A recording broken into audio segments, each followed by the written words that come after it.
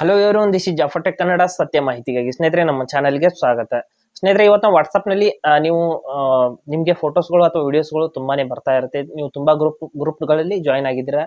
ಹಂಗೆ ಬಂದ್ಬಿಟ್ಟು ನಿಮ್ಮ ಫೋನ್ ಗ್ಯಾಲರಿನಲ್ಲಿ ಫೋಟೋಸ್ಗಳು ತುಂಬಾನೇ ಫುಲ್ ಆಗ್ತಾ ಇದೆ. ನಿಮ್ಗೆ ಡಿಲೀಟ್ ಮಾಡೋದಕ್ಕೆ ತುಂಬಾನೇ ತೊಂದರೆ ಆಗ್ತಾ ಇದೆ ಅಂದ್ರೆ ಇಲ್ಲಿ ಒಂದು ನಾನು ಟ್ರಿಕ್ ಹೇಳ್ತೀನಿ ಸ್ನೇಹಿತರೆ. ಆ ರೀತಿ ಮಾಡಿದ್ರೆ ನಿಮಗೆ ಯಾವ ಫೋಟೋ ಬೇಕೋ ಅವುಗಳು ಮಾತ್ರ ಡೌನ್ಲೋಡ್ ಆಗುತ್ತೆ, ಬೇಡ ಅಂತ ಫೋಟೋಸ್ಗಳು ಡೌನ್ಲೋಡ್ ಆಗೋದಕ್ಕೆ ಹೋಗೋದಿಲ್ಲ.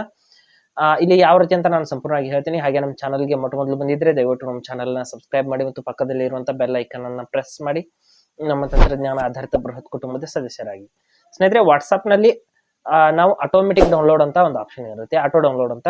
ಆ ಆಪ್ಷನ್ ಅಲ್ಲಿ ಹೋಗ್ಬಿಟ್ಟು ನೀವು ನಿಮ್ಮ ಫೋಟೋಸ್ಗಳು ಹಾಗೂ ವಿಡಿಯೋಸ್ಗಳು ಆಟೋಮೆಟಿಕ್ ಆಗಿ ನಿಮ್ಮ ಫೋನ್ ನಲ್ಲಿ ಡೌನ್ಲೋಡ್ ಆಗಿರಬಾರ್ದು. ಆ ಟೈಪ್ ನಾವು ಸೆಟ್ ಮಾಡ್ಕೋಬಹುದು. ಆಟೋಮೆಟಿಕ್ ಆಗಿ ಅಂದ್ರೆ ನಿಮ್ಗೆ ಯಾರಾದ್ರೂ ಫೋಟೋ ಸೆಂಡ್ ಮಾಡಿದ್ರೆ ತಕ್ಷಣದಲ್ಲಿ ಅದು ಡೌನ್ಲೋಡ್ ಆಗಿಬಿಟ್ಟು ಗ್ಯಾಲರಿನಲ್ಲಿ ಹೋಗ್ಬಿಡುತ್ತೆ. ಹಾಗಾಗಬಾರ್ದು.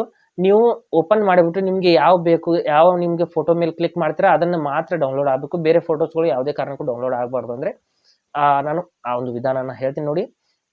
ಮೊದಲು ವಾಟ್ಸಪ್ನ ಓಪನ್ ಮಾಡಿಬಿಟ್ಟು ತೋರಿಸ್ತೀನಿ. ಅದು ಆಟೋ ಡೌನ್ಲೋಡ್ನ ಒಂದು ಆಪ್ಷನ್ ಎಲ್ಲಿ ಇರುತ್ತೆ ಅಂತ, ಮೀಡಿಯಾ ಆಟೋ ಡೌನ್ಲೋಡ್ ಅಂತ ಇರುತ್ತೆ. ಇಲ್ಲಿ ನೋಡಿ ಓಪನ್ ಮಾಡ್ಕೋತೀನಿ. ಮಾಡಿದ ನಂತರದಲ್ಲಿ ಮೇಲ್ಗಡೆ 3 ಡಾಟ್ಸ್ ಮೇಲೆ ಕ್ಲಿಕ್ ಮಾಡ್ಕೊಳ್ಳಿ. ಈ ಕಡೆಗೆ ಕ್ಲಿಕ್ ಮಾಡಿದ ನಂತರದಲ್ಲಿ ಸೆಟ್ಟಿಂಗ್ಸ್ ಮೇಲೆ ಕ್ಲಿಕ್ ಮಾಡ್ಕೊಳ್ಳಿ.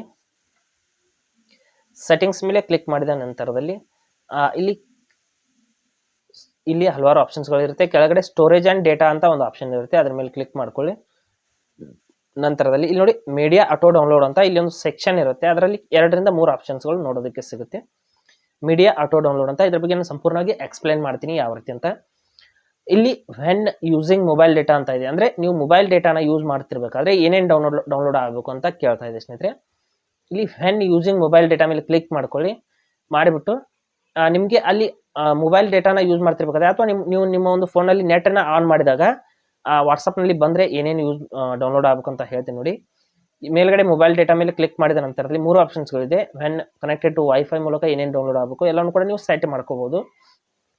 ಇಲ್ಲಿ ಎಲ್ಲವನ್ನು ಕೂಡ ನಾನು ಆಫ್ ಮಾಡಿದ್ದೀನಿ. ಇಲ್ಲಿ ನೋಡಿ ಈ ರೀತಿ ಆನ್ ಇರುತ್ತೆ ಸ್ನೇಹಿತರೆ. ನಿಮ್ಮ ಫೋನಲ್ಲಿ ವಿಡಿಯೋಸ್ಗಳು, ಆಡಿಯೋಸ್ಗಳು, ಡಾಕ್ಯುಮೆಂಟ್ಗಳು ಎಲ್ಲವೂ ಕೂಡ ಇಲ್ಲಿ ಆನ್ ಇದೆ ಅನ್ಕೊಳ್ಳಿ. ನಂತರದಲ್ಲಿ ಈ ರೀತಿ ಗ್ರೀನ್ ಕಲರ್ ಇದ್ರೆ ಅದು ಆನ್ ಇದ್ದಂಗೆ. ಇವುಗಳನ್ನ ನೀವು ರಿಮೂವ್ ಮಾಡಿಬಿಟ್ಟು ನೀವು ಫೋಟೋಸ್ನ ಅಥವಾ ವಿಡಿಯೋಸ್ನ ನಿಮ್ಗೆ ಏನ್ ಬೇಡವಾಗಿದೆ ಅವುಗಳನ್ನ ರಿಮೂವ್ ಮಾಡಿಬಿಟ್ಟು ಓಕೆ ಅಂತ ಕ್ಲಿಕ್ ಮಾಡಿದ್ರೆ ನಿಮ್ಮ ಫೋನಲ್ಲಿ ಯಾರೇ ಫೋಟೋ ಸೆಂಡ್ ಮಾಡಿದ್ರು ಅದು ಡೌನ್ಲೋಡ್ ಆಗೋದಿಲ್ಲ. ನೀವು ಕ್ಲಿಕ್ ಮಾಡೋವರೆಗೂ ಡೌನ್ಲೋಡ್ ಆಗೋದಿಲ್ಲ ಸ್ನೇಹಿತರೆ. ಯಾವ ರೀತಿ ಅಂತ ಇಲ್ಲಿ ಹೇಳ್ತೀನಿ ನೋಡಿ. ಇಲ್ಲಿ ಇವುಗಳನ್ನ ರಿಮೂವ್ ಮಾಡ್ಕೊಳ್ಳಿ. ಈ ರೀತಿ ಗ್ರೀನ್ ಕಲರ್ ಇದ್ರೆ ಇವುಗಳನ್ನ ಎಲ್ಲವನ್ನು ಕೂಡ ರಿಮೂವ್ ಮಾಡ್ಕೊಳ್ಳಿ. ಮಾಡಿಬಿಟ್ಟು ನೀವು ಓಕೆ ಅಂತ ಕ್ಲಿಕ್ ಮಾಡಿದ್ರೆ ನಿಮ್ಗೆ ಯಾರೇ ಫೋಟೋ ಅಥವಾ ವಿಡಿಯೋ ಸೆಂಡ್ ಮಾಡಿದ್ರೆ ಅದು ಆಟೋಮೆಟಿಕ್ ಆಗಿ ಡೌನ್ಲೋಡ್ ಆಗೋದಿಲ್ಲ. ನಿಮ್ಮ ಫೋನಲ್ಲಿ ಡೇಟಾನು ಕೂಡ ಖರ್ಚಾಗೋದಿಲ್ಲ. ಮತ್ತೆ ಇಲ್ಲಿ ಏನು ಬೆನಿಫಿಟ್ ಅಂದ್ರೆ ನಿಮ್ಮ ಫೋನಲ್ಲಿ ಸ್ಟೋರೇಜ್ ಕೂಡ ಉಳಿಯುತ್ತೆ. ಇಲ್ಲಿ ನೋಡಿ ವೆನ್ ಕನೆಕ್ಟೆಡ್ ಟು ವೈಫೈ ಅಂತ ಇದೆ. ವೈಫೈನ ನೀವು ಜಾಸ್ತಿ ಯೂಸ್ ಮಾಡ್ತಾ ಇದ್ರೆ ಅದನ್ನು ಕೂಡ ಇಲ್ಲಿ ಈ ರೀತಿ ಡಿಆಕ್ಟಿವೇಟ್ ಮಾಡಿ ಇಟ್ಕೊಳ್ಳಿ. ನೋಡಿ ಈ ರೀತಿ ಗ್ರೀನ್ ಇದ್ರೆ ಅವುಗಳನ್ನ ಡಿಆಕ್ಟಿವೇಟ್ ಮಾಡಿಬಿಟ್ಟು ಓಕೆ ಮಾಡ್ಕೊಳ್ಳಿ. ವೈಫೈನ ನೀವು ಜಾಸ್ತಿ ಯೂಸ್ ಮಾಡ್ತಾ ಇದ್ರೆ. ನಂತರದಲ್ಲಿ ವೆನ್ ರೋಮಿಂಗ್ ಅಂತ ಇದೆ. ಇದೇನು ಸಮಸ್ಯೆ ಬರೋದಿಲ್ಲ. ಇದನ್ನು ಕೂಡ ನೀವು ಈ ರೀತಿ ಮಾಡ್ಕೊಳ್ಳಿ. ಮಾಡಿಬಿಟ್ಟು ಓಕೆ ಮಾಡ್ಕೊಳ್ಳಿ. ಈ ರೀತಿ ಮಾಡಿಬಿಟ್ಟು ಓಕೆ ಮಾಡೋದ್ರಿಂದ ನೋಡಿ ಈ ರೀತಿ ಗ್ರೀನ್ ಕಲರ್ ಇದ್ರೆ ಅವುಗಳನ್ನು ಕೂಡ ರಿಮೂವ್ ಮಾಡ್ಕೊಳ್ಳಿ. ಮಾಡಿಬಿಟ್ಟು ಓಕೆ ಮಾಡ್ಕೊಳ್ಳಿ. ಮಾಡಿದ್ರೆ ನಿಮ್ಗೆ ಯಾರೇ ಏನೇ ಸೆಂಡ್ ಮಾಡಿದ್ರು ಕೂಡ ನೀವು ಕ್ಲಿಕ್ ಮಾಡೋವರೆಗೂ ಡೌನ್ಲೋಡ್ ಆಗೋದಿಲ್ಲ. ಇಷ್ಟೇ. ಈ ರೀತಿ ನಾವು ವಾಟ್ಸ್ಆಪ್ ನಲ್ಲಿ ಆಟೋಮೆಟಿಕ್ ಡೌನ್ಲೋಡ್ನ ಆಫ್ ಮಾಡ್ಕೋಬಹುದು. ಹಾಗೆ ಸ್ನೇಹಿತರೆ, ಕೊಟ್ಟಿರೋ ಮಾಹಿತಿ ಸಂಪೂರ್ಣ ಮತ್ತು ನಿರೂಪಣೆ ಮಾಡಿದ್ರೆ ಶೈಲಿ ಉತ್ತಮ ಅಂತ ಅನಿಸಿದ್ರೆ ವಿಡಿಯೋನ ಲೈಕ್ ಮಾಡಿ ಮತ್ತು ನಿಮ್ಮ ಸ್ನೇಹಿತರಿಗೂ ಕೂಡ ಶೇರ್ ಮಾಡಿ. ಹಾಗೆ ಅದ್ರ ಬಗ್ಗೆ ಸಮಸ್ಯೆಗಳು ಡೌಟ್ಗಳಿದ್ರೆ ಕಮೆಂಟ್ ಅಲ್ಲಿ ಅವಶ್ಯವಾಗಿ ತಿಳಿಸಿ. ಮುಂದಿನ ವಿಡಿಯೋದಲ್ಲಿ ಮತ್ತೊಂದು ಹೊಸ ವಿಷಯದೊಂದಿಗೆ ಇರ್ತೀನಿ. ಮುಂದೆ ಬರ್ತೀವಿ. ಅಲ್ಲಿವರೆಗೂ ಟೇಕ್ ಕೇರ್.